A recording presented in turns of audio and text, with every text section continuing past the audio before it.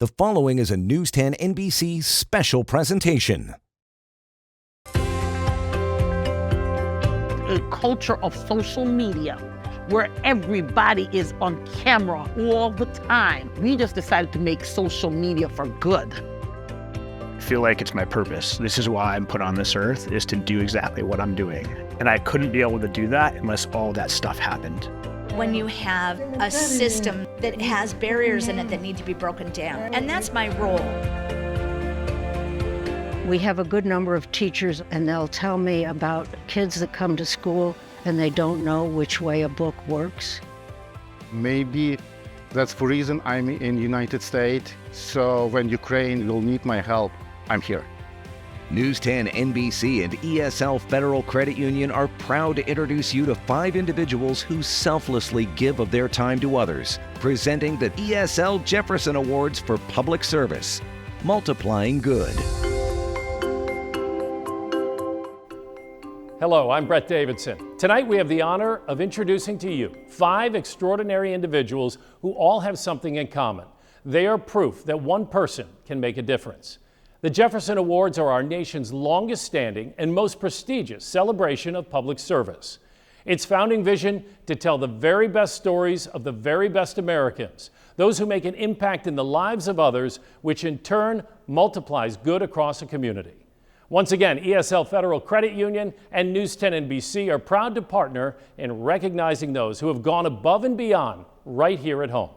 They are the 2023 ESL Jefferson Award winners for public service. Hi, I'm Fahim Masood, President and CEO of ESL Federal Credit Union. I'd like to take a moment to wish a big congratulations to all of the ESL Jefferson Award recipients. These 5 honorees are certainly deserving of this recognition, as their work is inspiring and impactful in lifting up our community. Their exemplary, selfless work represents the best of our community and signifies Greater Rochester's most valuable resource, our people. We are a giving and resilient community. We are a community that understands the impact one person can make and the collective benefit when we work together. On behalf of ESL, thank you to all of you who volunteer and make a difference. Congratulations to all the ESL Jefferson Award honorees for your achievements, and thank you all for joining us for this special broadcast. I'm Dick Reingold, Vice President and General Manager of News 10 NBC. Thank you for joining us for this year's Salute to Unsung Heroes, who contribute so much to our community. We're inspired every year by their stories, and we're grateful to ESL for our partnership of more than 20 years in putting a spotlight on these heroes. 250 tons, or to put it another way, more than 6 tractor trailers. That's how much humanitarian and medical aid the local nonprofit Rock Maidan has sent to the front lines in Ukraine. Rock Maidan is the charitable arm of the Ukrainian Cultural Center in Rochester, and one man has spent countless hours organizing volunteers, arranging those shipments, and raising funds to keep up the fight for the people of Ukraine.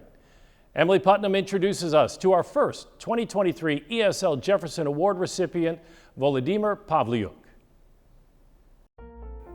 Signed, sealed, and soon to be delivered to Ukraine. I guess there's not a moment when I don't think about the war. We believe that Ukraine will win, and we know they need our support. You will not find a more dedicated group of volunteers than the team at Rock Maidan, led by its steadfast founder and ESL Jefferson Award winner, Volodymyr Pavlyuk. Maybe that's the reason I'm in United States here. I moved here, so when Ukraine will need my help, I'm here. I'm not alone. It's a great group of people helping me. We don't have like a vertical leadership. It's more horizontal. Volodymyr and volunteers launched Rock Maidan in 2014 after Russia's annexation of Crimea. The group ramped up its efforts significantly in February 2022 when Russia invaded Ukraine. Volodymyr spends countless hours leading the charge. I don't think he sleeps. I don't think he eats. He breathes. We all live by Rock Maidan. I don't know how he finds the time in the day to do the things that he does. The group has sent 16 huge containers of humanitarian aid and medical supplies to the front lines, each container costing about $9,000 to ship. I believe to date, we have shipped over 250 tons of humanitarian aid. Like a massive puzzle, these volunteers have packing the containers down to a science. One recent shipment weighing in at 25,000 pounds. And we try and ram as much stuff into that container as possible, just to ship everything we can. Included in recent shipments, medical beds, personal hygiene items, medical equipment like walkers, crutches, wheelchairs, and even ambulances and other vehicles. Thanks for Monroe County leadership. We shipped 5 ambulances from Rochester.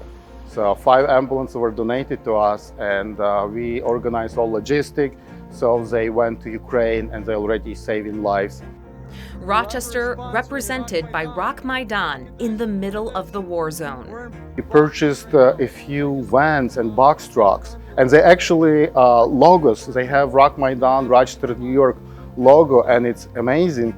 Through the devastating moments and the moments of celebration, Rock Maidan has had a presence in Ukraine. So when President Zelensky came to celebrate with people liberation of Kherson, Rock Maidan van was there. That makes us proud.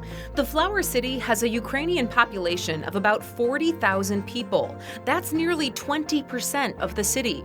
And the majority of Ukrainians here have loved ones overseas. I have 2 cousins in Ukraine. I'm in contact with one of them. I had 2 other cousins that lived in Donetsk and Luhansk regions that we don't know what happened to them, really.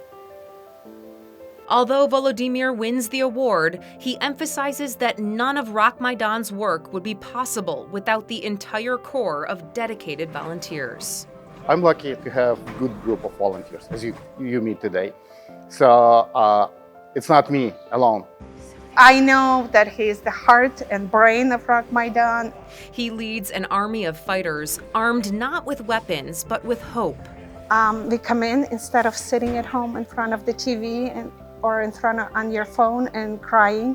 You come in and you put that physical work, and that is our part of fighting. Sending their love to Ukraine. It's our tradition to have the markers ready and to have people write messages. You're free to say in your own words what's in your heart at that moment, but we usually write a glory to Ukraine, glory to the people of Ukraine, we will be free. On the front lines in a country devastated by war, life-saving supplies and signs of support from Rochester. We love you, we support you, you're in our hearts, we are with you, we stand with you. God bless America! Slava Ukraini! Yes, it's difficult. Yes, it's a lot of responsibilities, but someone had to step up and do that. The more that you read, the more things you will know. The more you learn, the more places you will go. So said Theodore Geisel, also known as Dr. Seuss. And there's a woman who aims to make sure children across Ontario County have the chance to go as far as their dreams will take them, because her mission is to make sure every child has a book. Deanna Dewberry introduces us to Tam Spitzer. This may look like any ordinary storage facility, but Tam Spitzer has turned 3 units into a veritable library. From floor to ceiling, boxes of books carefully collected and cataloged by the nonprofit Budding Readers. We do bundles of books up to 36 months of age in 8 Ontario County school districts. Those bundles go to parents of children 3 and younger at no cost. It's the brainchild of one woman. She was a teacher in Bloomfield, and she wanted to give new parents a bundle of books and all they need to create a reader. That Bloomfield teacher asked Tam to join the board, a request Tam welcomed. After all, she too was an educator, a psychology professor at St. John Fisher for more than 3 decades. My specialty field in psychology was child development. making her the perfect person to join budding readers. She took over the organization in 2011 and since then has expanded its reach. We've partnered with several other agencies to provide books as part of their programs. Agencies like Family Promise that helps the homeless, Healthy Families, which supports families at risk, Saints Place, a lifeline for recent immigrants, and even Attica Correctional Facility. Apparently there was absolutely nothing in the waiting room for children. But now there is, giving inmates and their visiting families the joy of bonding over a book. For Tam, they're the gateway to a lifetime of learning, a gateway so many children lack. We have a good number of teachers on our board, retired teachers, and they'll tell me about kids that come to school and they don't know which way a book works.